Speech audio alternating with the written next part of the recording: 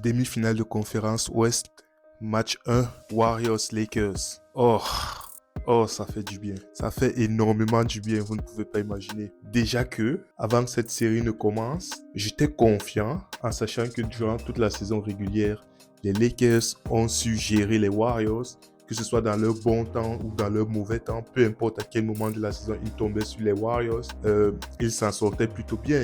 Par contre, un des doutes que j'ai émis lors de la preview, c'est que les Lakers, ils s'en sortaient bien contre les Warriors de la saison régulière.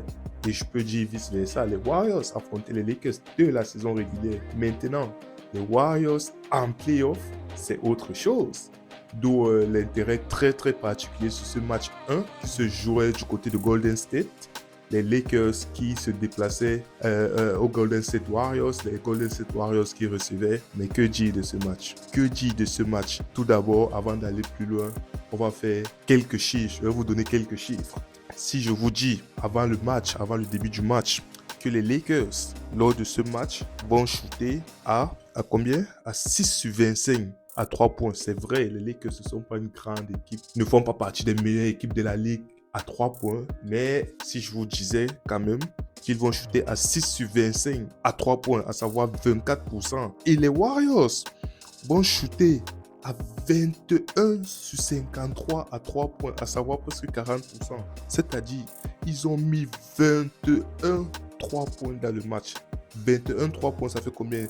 Ça fait 63 points. 21 3 points, ça fait 63 points sur la ligne à 3 points.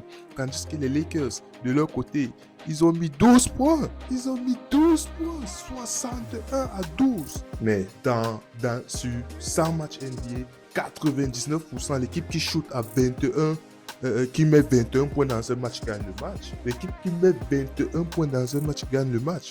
Cependant, c'est à négliger les Lakers. On l'a vu même lors de leur confrontation en saison régulière. Les Lakers, ils savent que ce sont les Warriors. Ils vont mettre à 3 points, ils vont marquer, c'est leur ADN.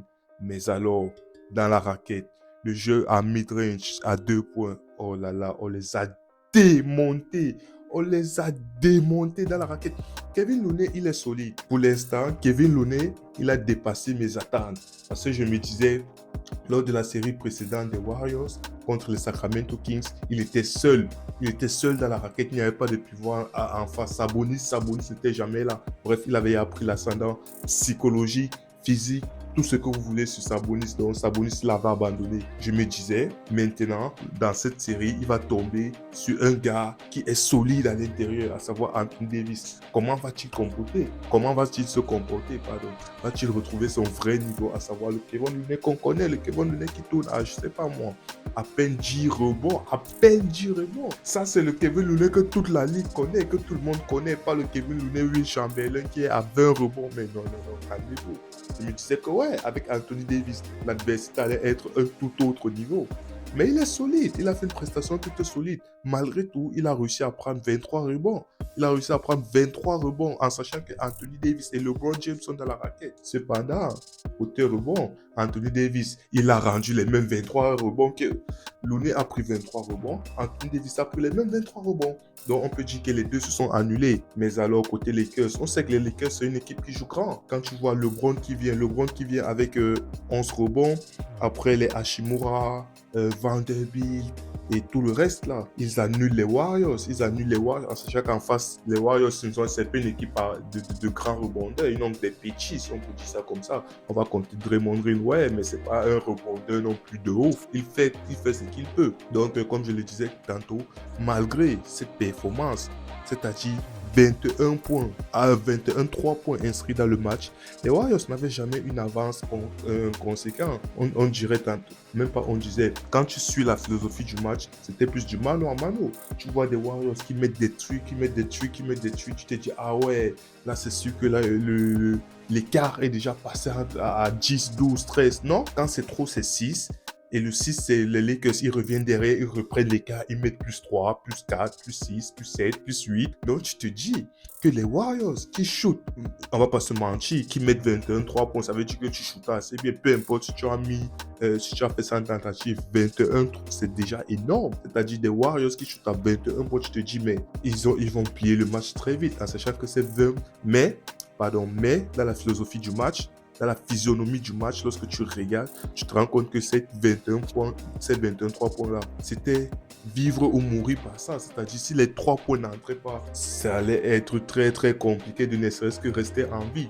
Parce que malgré ces 3 points marqués, tu te rends compte qu'il n'y avait presque jamais vraiment d'écart. Et les Lakers étaient aussi la plupart du temps devant. Donc, non, j'ai bien aimé côté Lakers. J'ai bien aimé le match AG. AG a rien à dire. Il a fait un match solide. 30 points, 23 rebonds. On dit dernier Lakers avoir mis ça depuis Shaq en 2000, je sais pas, 3 ou 6.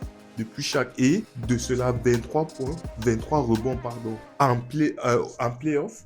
Je crois que c'est son carrière high. Donc, si on a ce Anthony Davis qui a le ton-là, il a l'équipe parfaite. C'est-à-dire, Kevin Looney, c'est bien beau ce que Kevin Looney fait. Mais comme je le disais tantôt, Kevin Looney ne voit pas Anthony Davis. Il ne peut pas voir Anthony Davis. Anthony Davis est trop fort, est trop bon, est trop rapide, est trop skillé, est trop technique pour lui. Je suis désolé, c'est la vérité. C'est pour ça qu'Anthony Davis, vous voyez, ce qui est bien avec Kevin Looney, c'est qu'il va choisir un truc, il va se donner à fond.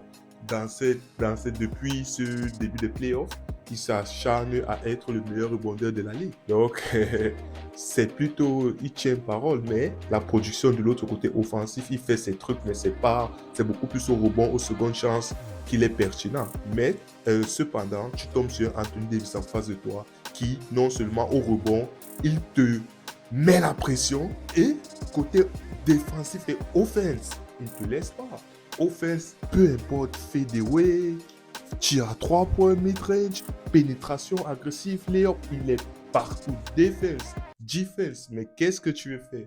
Anthony Davis est là. Quand c'est pas Anthony Davis qui est premier rideau, c'est LeBron James qui est premier rideau. Qu'est-ce que tu veux faire? Tu traverses un, tu rencontres l'autre, tu traverses l'autre, tu rencontres. Ce sont des arbres.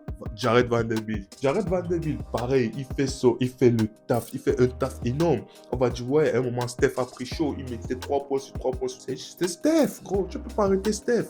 Tu peux pas, tu peux juste les limiter. Et Jared Vanderbilt, franchement, c'est qu'il nous fait défensivement. Je l'ai dit depuis qu'il a signé chez les Lakers, c'est qu'il nous fait défensivement, c'est magnifique. C'est un vent, il apporte de la fraîcheur à cette défense. Anthony Davis n'est plus tout seul. Il n'est plus tout seul. Tu sens que ouais, il y a quand même 2 gars à côté. Donc, pour revenir sur Jared Vanderbilt, et maintenant, depuis un certain temps, j'ai remarqué un autre truc. Il se met à mettre des 3 points de temps en temps. S'il ajoute ça avec la défense, que demander de plus? C'est magnifique ce qu'il fait. On ne peut rien reprocher à ce type. Austin Reeves. Que dit d'Austin Reeves? Comme je disais tantôt, quand je parle d'Austin Reeves, il fait le bon play quand il faut. Il est lucide, le QI basket, la bonne passe, le bon lob pour LeBron James, le bon lob pour Anthony Davis, pick and roll, il finit lui-même, off contact, il finit. Parfait, partition. C'est-à-dire, il connaît ses points forts, il maximise ses points forts. Ses points faibles, il essaie d'être meilleur. Maintenant, une des wildcards. Bon, D'Angelo Russell aussi. D'Angelo Russell, son match n'est pas excellent, mais son match n'est pas dégueulasse non plus. Il a fait un match OK. Si c'est ce OK-là qu'il peut nous donner tout au long de la série, on est d'accord. On prend en cash. On ne veut pas des matchs à 5, 6, 7, 8 points. Non. S'il nous fait des matchs comme ça, s'il est constant sur des matchs comme ça, on prend chaque jour. Mais le jour où il est fâché, s'il arrive à monter à 29, 25, 30, que demander de plus? Dennis Schroeder, côté offensif, c'est un de ses matchs références depuis le début de ses playoffs. Certes, il participe au jeu côté défensif, il a apporté l'énergie, tout ça, mais il n'avait pas encore un match signature, si je peux dire ça comme ça. Je crois qu'il a fait 19 points, un truc du genre. Mais on appelle déjà ça signature parce que non seulement les styles côté défense, il a mis du cœur à l'ouvrage, il a piqué quelques ballons, notamment un sur Steph Curry. Il a piqué un ballon, il est parti au layup. Tu vois, côté offense, lui aussi, il gère, pénétration, ces trucs-là, c'est Easy qui fait, après, redrive en force. C'est Schroeder, c'est magnifique. J'ai vu, on a sorti Agent 0. Il nous a mis 1-3 points. il veut nous faire douter que il n'est plus agent zéro. Il a mis un 3 points. Ouais, je ne vais pas trop crier sur lui dans ce match parce que franchement, les autres, l'apport des autres, que ce soit LeBron James, Anthony Davis, ça c'est la base. Maintenant, Austin Reeves, D'Angelo Russell, Rui Hachimura. Voilà un autre. Avec Austin Reeves, ce sont des gars que depuis le début de cette playoff, tu peux crier sur tout le monde, sauf sur ces deux-là. Franchement, tu peux crier sur tout le monde, tu peux te fâcher, on peut insulter tout le monde, tout le roster, David a compris, toute la Lakers Organization. Mais ces deux-là, Rui Hachimura, Austin Reeves, que des pépites, il n'y a rien à dire. Donc, un match plutôt agréable. Du côté des Warriors, Steph Curry, il était là. Il n'était pas très ouf, malgré le fait qu'il ait pris feu à un moment. C'était compliqué, c'est Steph Curry, quoi. Klay Thompson, lui aussi, il a répondu, il a apporté du soutien. Monsieur Jordan Poole, il n'a pas fait un match très exceptionnel, mais il a fait un match ok, disons ça, il a fait un match ok. Il a sorti quelques deep tricks qui nous ont fait très mal. Malheureusement, à la fin du match, c'est lui qui se retrouve avec la balle en main. Il a décidé de prendre les choses en main. Il a tenté un deep trick. Ça pouvait entrer, comme ça ne pouvait pas entrer. Malheureusement, pour lui, ce n'est pas entré. Il y a une séquence où on montre Steph. Il est exhausted, dépité. Il n'a plus les mots. Il est seulement en mode. Et encore, on pouvait lire son body language, comme il dit encore. Donc, ceux qui vont cracher sous Poole, franchement, ça peut arriver. Il a choisi de launch, un tir il a choisi de faire un tir à 3 points. Ça pouvait entrer, il allait être le héros. Il allait faire gagner les Warriors. Malheureusement, c'est pas entré. Donc, c'est aussi ça, être une star, si on peut dire comme ça.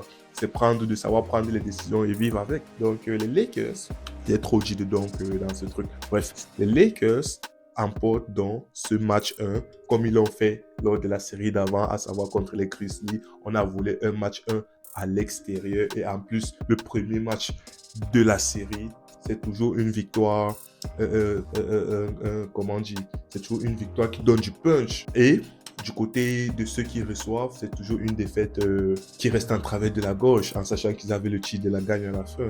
Mais bon, comme on dit, tu lances la pièce en l'air, ça peut tomber du bon côté comme ça peut tomber du mauvais côté, et l'important c'est de vivre avec les résultats et d'aller de l'avant. On attend, c'est Lakers pour le Game 2 et on se revoit.